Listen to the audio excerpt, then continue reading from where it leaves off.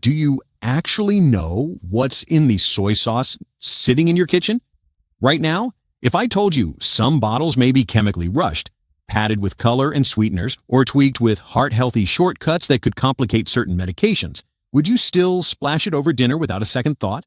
Today we're breaking down 5 soy sauce picks you may want to ditch, and 2 time-tested bottles that can help you get real fermented flavor without the gimmicks. As always, everything here is a good faith analysis for home cooks, not medical advice. Ready to audit your condiments? Let's start with why this even matters. Traditional soy sauce is simple: soybeans, roasted wheat, salt, water, and thyme. Months of natural fermentation create hundreds of flavor compounds that taste deep and round rather than sharp and metallic. The shortcut version tries to simulate that in days or even hours, often by breaking proteins with acids or enzymes and then backfilling the missing complexity with caramel color, sweeteners, and boosters. On the shelf, they look similar. In the pan, they behave very differently. For seniors watching Sodium, for anyone managing blood pressure, or for families trying to cook cleaner, those differences can actually matter. 5 to avoid, and why. Number 5, Kikkoman Less Sodium Soy Sauce. Kikkoman's Core Naturally Brewed Soy Sauce is a classic. For many people, it is. But there are trade-offs to understand before you make it a default. Reduced sodium condiments sometimes rely on formula tweaks to keep flavor intensity up as salt goes down. Depending on the market and version, that can include adding a little sweetness, stabilizers, or alternative salts. Separate from soy sauce, many low-sodium packaged foods use potassium-based salt substitutes to replace sodium's punch. Pressure medicines are often cautioned to watch total potassium. The safest move if you take ACE inhibitors, ARBs, or potassium-sparing diuretics is simple. Flip the label, look for potassium chloride or other potassium salts, and ask your clinician what's right for you. Even when potassium isn't added, it's easy to overpour any reduced sodium sauce trying to chase the same flavor pop. A smarter play for many kitchens is to use the regular naturally brewed Kikkoman more sparingly, then layer flavor with aromatics like garlic, ginger, scallion, rice vinegar, and a touch of toasted sesame oil. Your dish tastes fuller, and you use less total sodium without mystery trade-offs. Number 4, La Choy Soy Sauce. The La Choy is a nostalgic staple for a lot of American pantries. It's easy to find, it's inexpensive, and it promises that takeout flavor at home.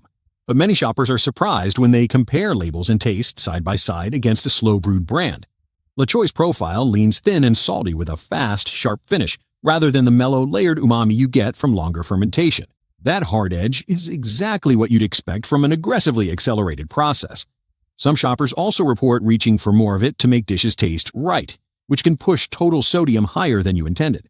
Another concern raised by food safety watchers. When soy proteins are broken down rapidly with harsh methods, byproducts such as 3-MCPD can form.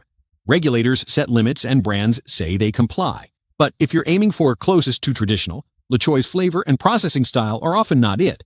If you've ever wondered why your stir-fry tastes salty but flat, this could be the reason. Number 3, great value. Soy sauce.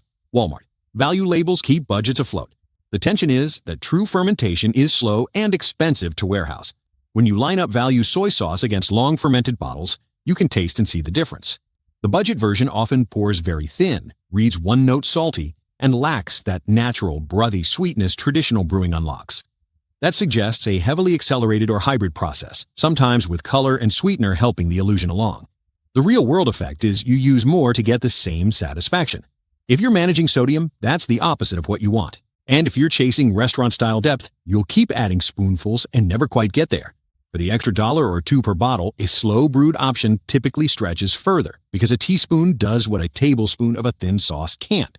Number 2, Lee Kum Kee Premium Soy Sauce. The bottle looks high-end and the brand has history, but premium doesn't necessarily guarantee minimal ingredient long-aged brewing. Depending on region and product line, some Lee Kum Kee soy sauces include preservatives like sodium benzoate to support shelf stability after opening, and you may see caramel color on the label to standardize appearance. In some markets, you'll also find flavor enhancer on related sauces. None of that is illegal or even unusual in mass food production, and the company offers various formulations. The point here is value.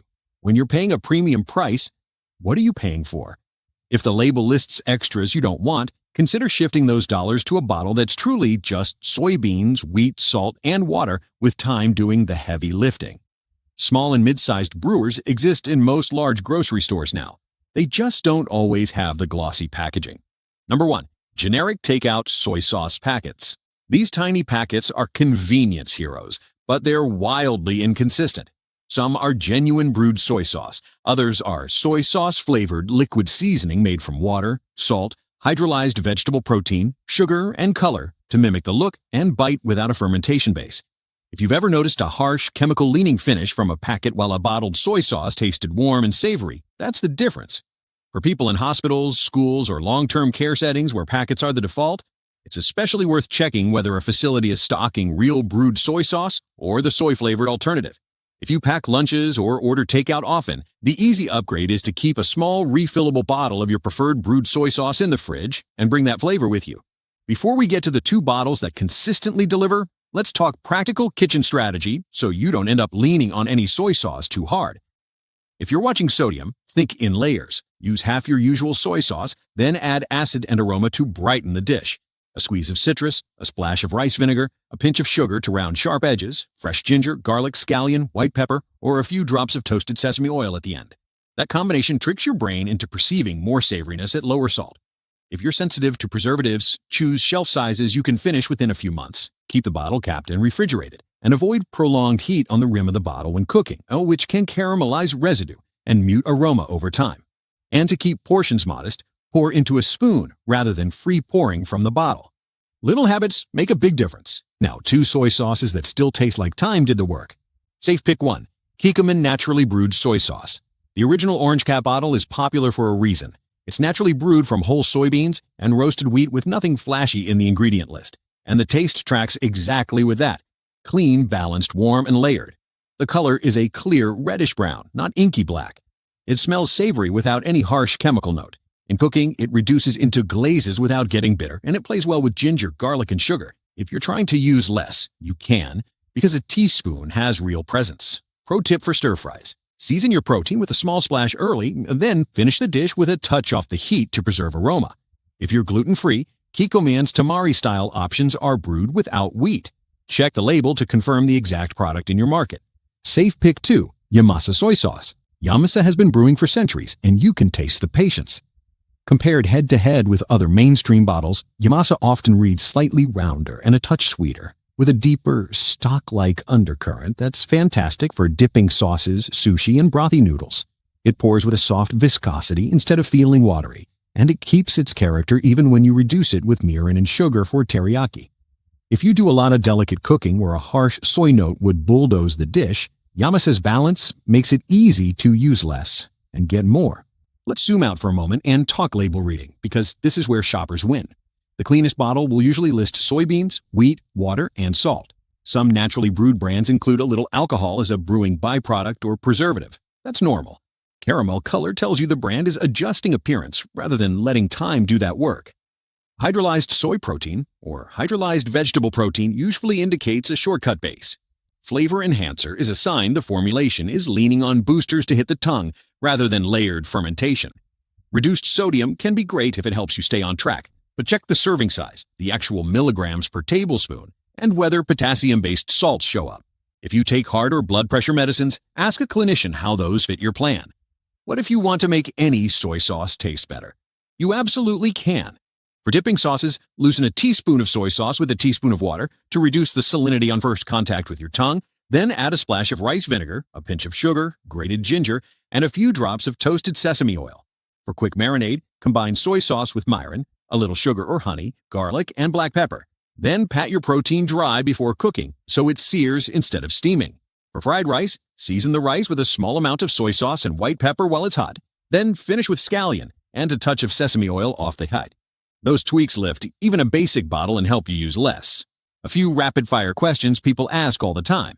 Is tamari the same as soy sauce? Tamari is typically brewed with little or no wheat, so it's a good option for gluten-free eaters. The flavor is often darker and less sweet than standard soy sauce. Can coconut aminos replace soy sauce? It's a different product altogether, lower in sodium with a mild molasses-like sweetness. Great if you like it, but it won't taste like soy sauce in classic recipes. Do I need light and dark soy sauce? If you cook a lot of Chinese dishes, yes. Light soy sauce is saltier and brighter for everyday seasoning. Dark soy sauce is thicker, less salty, slightly sweet, and used for color and glaze. If you only buy one, stick to a good naturally brewed standard soy sauce and add a teaspoon of sugar when you want that glossy finish. Back to the big idea. The easiest way to protect your health and your wallet is to buy one good brewed soy sauce, use it deliberately, and build flavor with fresh aromatics rather than pouring more salt. If you love La Choy because it reminds you of how your family cooked, that nostalgia is real. You might still find your food tastes better with a longer fermented bottle. If you're eyeing a premium label, let the ingredients decide whether it's premium in the bottle or just premium on the shelf. If reduced sodium helps you stay consistent, great. Just be mindful of how much you pour and what else is in the mix. And if your takeout drawer is full of mystery packets, swap them for a travel-size bottle you actually like. Here's your quick shopping checklist to screenshot in your head. Look for soybeans, wheat, water, salt. Smell for warm, savory aroma without chemical bite. Taste for salt first, then sweetness in depth, not just salt. Avoid, when possible, heavy caramel color, soy sauce-flavored liquid seasoning if you want true fermentation, and labels that feel like a science project. If you take heart or blood pressure meds, keep an eye out for potassium-based salt substitutes and ask your clinician what's best for you. Before we wrap, imagine this week's stir-fry with a 1-2 punch instead of a salt dump. 1 teaspoon of kikkoman naturally brewed or yamasa to season the pan, then 2 brighteners, a splash of rice vinegar, and a squeeze of citrus at the end. Same savoriness, less sodium, more flavor.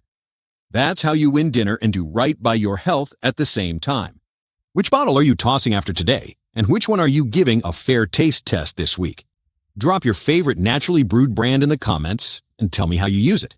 If this helped you rethink the brown bottle on your shelf, tap like and subscribe for more practical breakdowns that help you cook smarter without spending more.